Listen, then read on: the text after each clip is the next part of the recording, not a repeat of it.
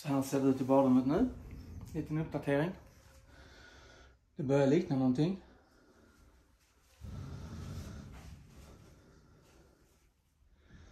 Det kommer säkert bli jättefint. Jag ser fram emot att se resultatet. Det är mycket jobb sånt här. Kämpar och sliter varje dag. Men massa rör och ledningar och grejer. Men jag tror inte att det är så mycket jobb som det faktiskt är. Här ska vara spegel och här ska vara handdukstork. Här ska vara skåp. Och här ska vara badkar. Blandare. Vask. Spännande.